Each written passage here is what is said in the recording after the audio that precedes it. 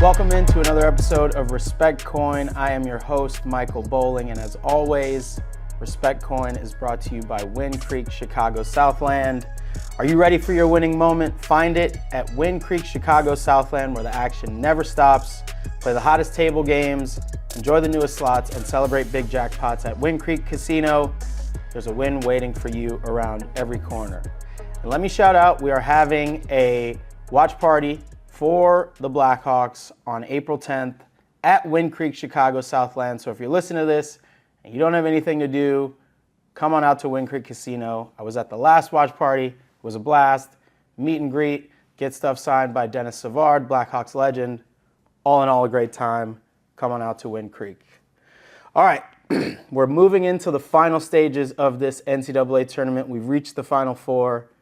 I'm here by myself. I don't have the pleasure of getting carried by Nate, but Nate will be back next week as we look forward to the national championship. But recording this on a Thursday, Final Four begins Saturday evening, and it was all chalk. So if you listened to last week's show, we kind of encouraged you. We didn't really explicitly say to take it, but if you parlayed all 4 1 seeds, it was about 7-1. That cashed. I was in Austin for a bachelor party. Shout out my boy Short. Couldn't bet in Texas, but it was nice to come home to $400 in my FanDuel account. So all 4 1 seeds advance to the Final Four, first time since 2008. And we said it from the beginning. This was chalk madness. I think we will see some change next year. A lot of the things we said before the round of 68 preview did not really happen, and that's because there was not much parity in this tournament. And that's okay. I don't think this ruins college basketball. I do think, since this hasn't happened since 2008, this probably does remain an anomaly. So I wouldn't jump off a bridge about it. Let's see if we get 3 more great basketball games to end the season. So first, let me start with our coin respecters of the week. I mentioned it, all the 1 seeds. Chalk prevailed. They respected coin in their respective regions. They got through it no problem. We didn't see very much upset material, for lack of a better word. So when you think about it, these brackets come out, they announce the 1 seeds first. They did their job. So if you're a chalk-eating weasel, I'm not usually that, but if you are, you made it out very profitable. The 1 seeds respected coin. The disrespecter of coin this week, unfortunately, are my and our Texas Tech Red Raiders, winning the game against Florida by 10 with about 5.5 minutes left, and simply choked. There's no other way to put it. No foul trouble, just missing free throws, not executing down the stretch. And Florida took advantage. I think Texas Tech did everything they could to win that game outside of the last 6 minutes. Would have been an even bigger payday for me and the syndicate, but we moved. We extracted a lot of value with our 3 teams. We had UC San Diego, St. Mary's, and Texas Tech, who, in our opinion, didn't overachieve. I think they deserved to be where they were. They played some really tough basketball in the tournament to get there. Just came up a little short. They happened to be playing who I believe might be the best team left in the Florida Gators, and they executed better down the stretch. So do I still love them? Did I still enjoy the ride? Yes. Did they respect the coin? 100%. Just can't deny it. So Texas Tech Red Raiders, number 1 in my heart, number 1 in the coin disrespecter of the week. All right, let's get into the good stuff. The Final Four begins Saturday in San Antonio. First game, I believe, is 6:09 Eastern. And that will be Florida versus Auburn. So we've got Florida and Auburn, Duke and Houston. We'll break them both down. We'll start with the first game. Florida is -2.5 against Auburn. These 2 teams, both SEC teams, played once in the regular season.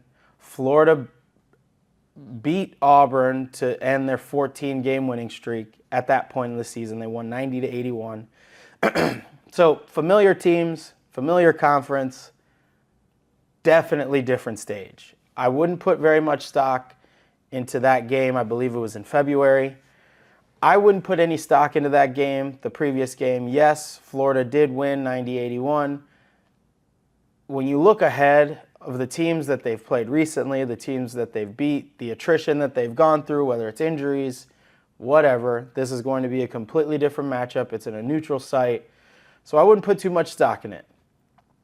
Let me tell you the splits. I looked on Tuesday. On Tuesday, 82% of the money and 67% of the bets were on the Gators spread of 2.5. The spread hasn't changed. 71% of the money and 60% of the bets have been hammering on the under 160, and that was on Tuesday. 71% of the money and 61% of the bets were on the Gators money line, so the sharps and the public agree on the Gators. But if you look ahead to Thursday, today, as I'm recording, just checked, splits are a little different. Some numbers a little different. So the spread remains intact. 74% of money and 64% of bets are on Gators minus 2.5. But an interesting nugget, 53% of the money and 54% of the bets are on the under, and now the line has dropped from 160.5 to 159.5. So it's moved a full point in the last couple days, and people are now conflicted on the under. So that 160 is going to be that middle spot.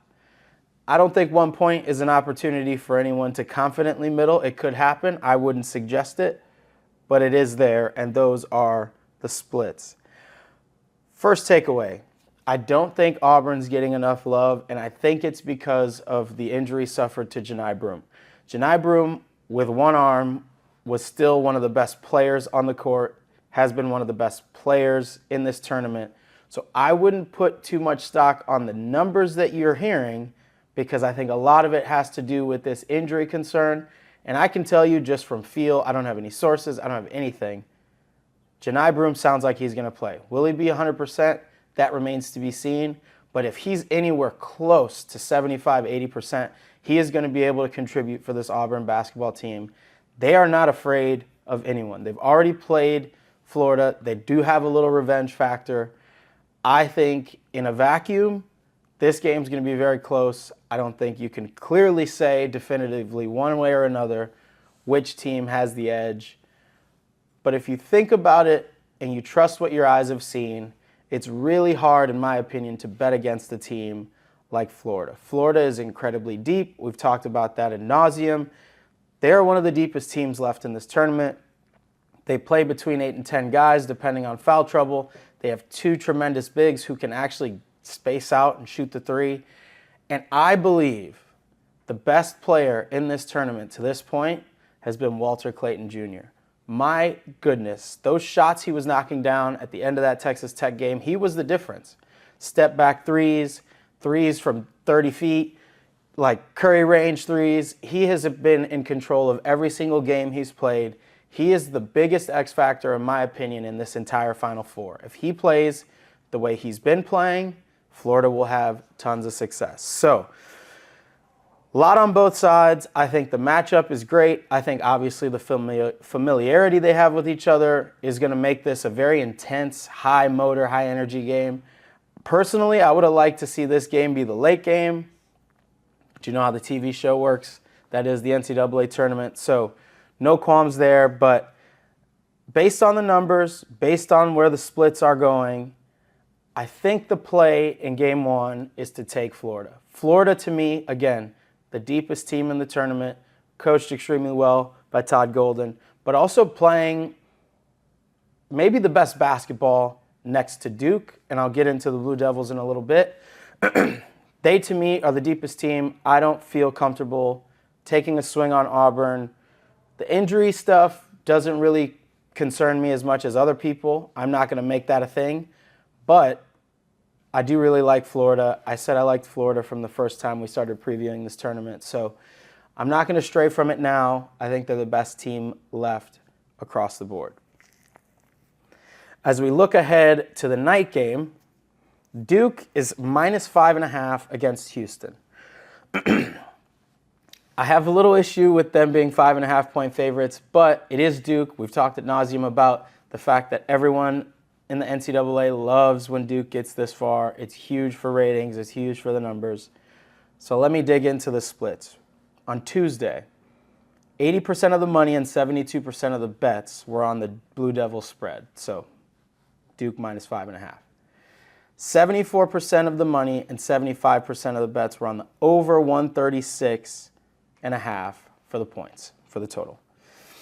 And then 78% of the money and the bets were on Duke money line. This was on Tuesday. So not only are the public and the sharps aligned, they are straight up hammering Blue Devils in this game against Houston.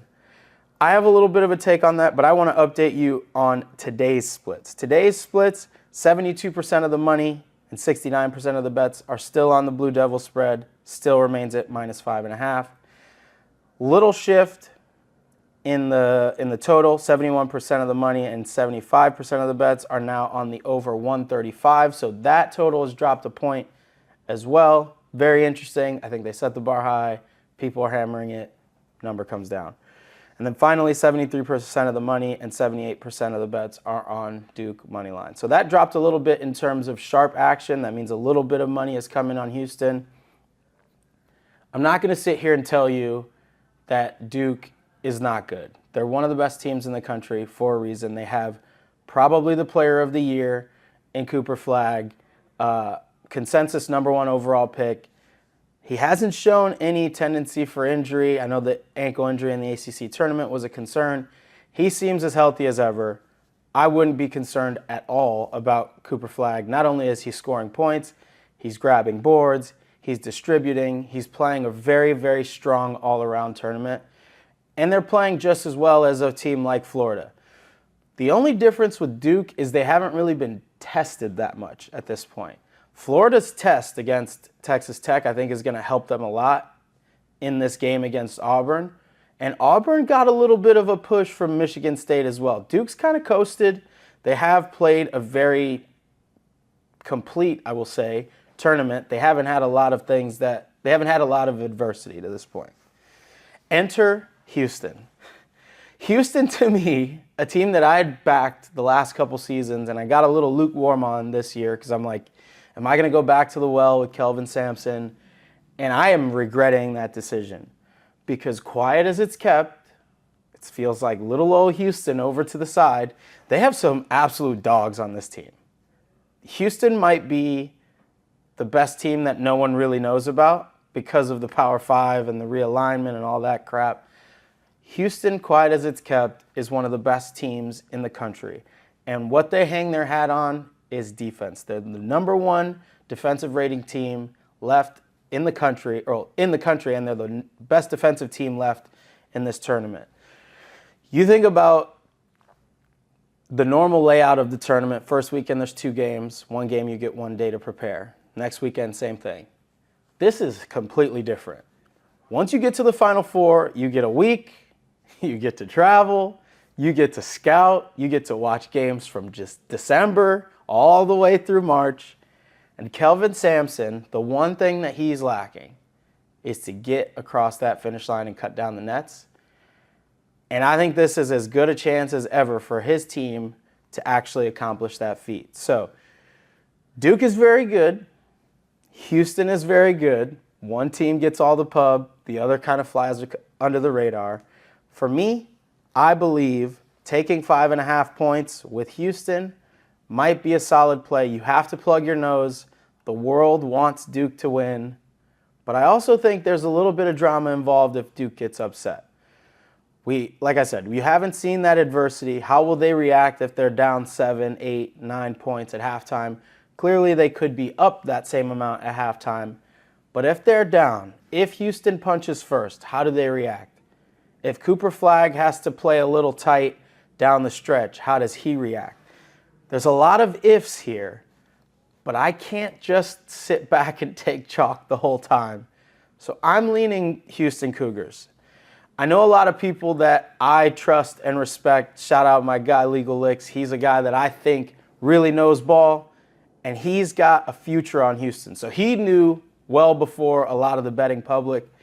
I saw him talking about Houston, and that's kind of pulled me in. I was thinking about Houston, and I'm like, I don't know, should I go against the grain? So people like that who actually understand the game, I'm leaning Houston in this one. And I think I'm going to play it a little differently than others, but I'm not going to sit here and tell you that if you think Houston can make an upset, if you think Houston can cover the spread, I am with you. I believe that as well.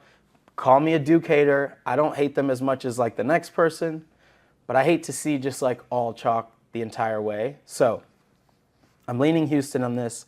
I think I've made a strong case for each team to win. Florida, I think, is the deepest team left. Auburn, I think, is playing kind of with house money here when you think about the injuries and you think about the fact that they're the #1 overall seed, but haven't been talked about in the same light as a Florida or a Duke. They can play with a little bit of a chip on their shoulder, and they have a coach in Bruce Pearl who can beat that into them, for lack of a better word. Good guard play, good bigs. As long as they're healthy and stay out of foul trouble, they can absolutely win the game. On the other side, Duke, very solid, hasn't been tested, but has a Player of the Year candidate as well. Great shooting, great inside-outside game. They obviously can win. And then Houston, like I just mentioned, they're the best defensive team. Defense travels. If they got to muck up the game to make it a game, I think they'll do that, and maybe that's the game plan that Kelvin Sampson goes with. So each of these teams can absolutely win this thing. But for my play, I'm taking an unconventional route. I might get roasted for this, and that's okay, because some people absolutely hate teasers. And I don't think you should be doing teasers in college basketball very much, but I'm very confident in Florida, and I'm a little bit confident on Houston. I hope that there's no weird play involved. If the game's called straight up, if the game is, if they let them play, I believe Houston can definitely cover this spread. But I'm going to take a teaser, 2 legs, Florida and Houston, 5-point teaser, it's -128 on FanDuel. I'll take Florida, 5 points plus, you get them at +2.5. So as long as they don't lose by 3, you cash the first leg. And then that gives you Houston +10.5. Do I think Houston can win? Yes. Do I think they can cover? Absolutely. Do I think they're going to get beat by 10? Absolutely not. And maybe that's just a little bit of overconfidence for me. But when you talk about the defense they play, I think they're going to keep this game close. You also have to consider if it does come down to free throws at the end and they stretch the lead, they're going to foul all the way down until there's 5 seconds left in the game. So you're kind of banking on a little good luck if it gets to that. But 2 legs, Florida +2.5, Houston +10.5, -128, putting a sizable amount on that bet because I do feel like those 2 outcomes are very likely. Again, disclaimer, I know it's not smart to bet teasers, especially in basketball, but in this situation, it feels a little bit too good to be true to get the favorite plus money, or +2.5 points, and you get the underdog at +10.5. I do not see a blowout in this game, and I could very well be wrong, but I'm rolling the dice with the teaser, and I'm taking my chances. Additionally, something that I think Nate probably wouldn't have liked is a little Final Four player prop parlay. Just sprinkle it in. So I'll go through the legs. It's 7 legs, kind of dense. I'll post it to my social so everyone can see it. In the first game, Will Richard to grab 4 boards, 𝗂𝗏 to get 10 points, Elijah Martin 10 points, and Johni Broome to get 8 rebounds. These are all very much trend line plays. They've cashed these in a number of games in a row. Will Richard's been all over the place for Florida, one of the better players on the team when you talk about versatility. Pettiford has played out of his mind. Some games he scores a lot, other games he doesn't. I think he's going to need to play really well against Walter Clayton, so I think he scores 10. Elijah Martin, a veteran, been to the Final Four before, knows what it takes, him to get 10 points. And then Johni Broome's the question mark. If he's healthy, he's going to grab 8 boards. I think he had 15 or 16 in the game. He was grabbing boards with one arm. Definitely loves to mix it up on the glass. So those 4 legs from the first game.